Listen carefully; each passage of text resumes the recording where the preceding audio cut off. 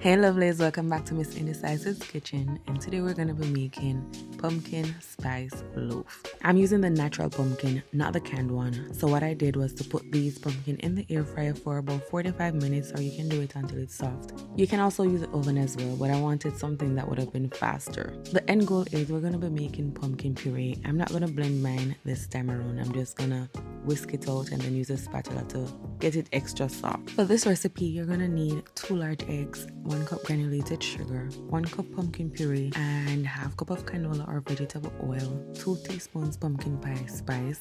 And if you don't have that on hand, you can always make it, because I had to make my own. I'll put that in the description box below. You'll also need 1 teaspoon of vanilla extract, 1 cup all-purpose flour, 1 teaspoon baking powder, half teaspoon baking soda, and half teaspoon salt.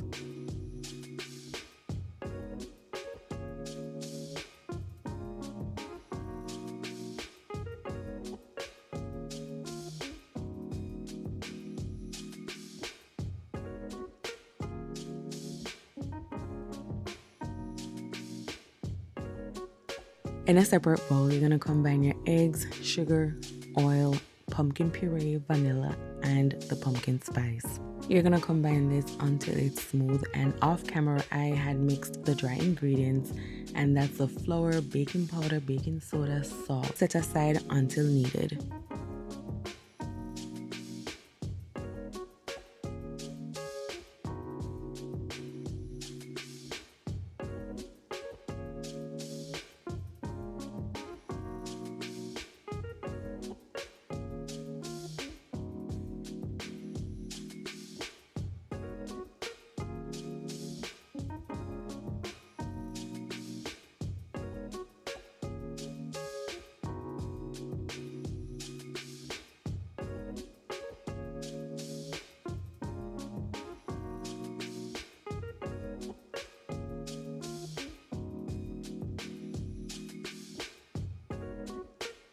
Now that everything is well combined, we're going to draw for our dry ingredients, and this is going to be in 2 parts. So you're going to put part of the flour first and then mix it out. Well, gently fold, but I was mixing at this point. And you don't want to over mix, you just want everything to come together nicely. That's about it. I had pre-greased this loaf pan. Now I'm going to put my mixture in, and I'm going to put it in the oven at 350 for 30 minutes, and I'm going to test for readiness afterwards. And it all depends on your oven. Some heat differently from others. So once you test for readiness after 30 minutes, and if it's done, you just leave it in the loaf pan for 8 to 10 minutes to cool a bit. Then you remove and transfer it to a cooling rack. In the meantime, I'm going to be making a cream cheese frosting. I'm just eyeballing it at this point, and I'm using cream cheese and some unsalted butter. I allowed the loaf to cool completely before I applied this cream cheese frosting, and there's no real pattern that I'm going for here.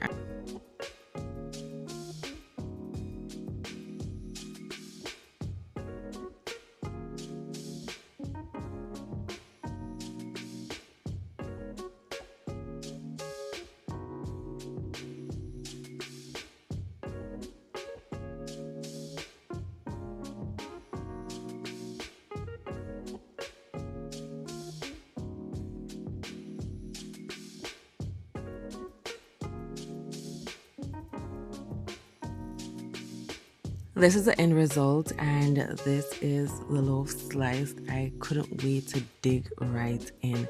Like, this is so good. I honestly didn't know pumpkin spice would have been this good. This is my second time making this. The first time, loved it. The second time, loved it even more. So if you have some pumpkin just laying around the house and you don't know what to do with it, then this is an idea.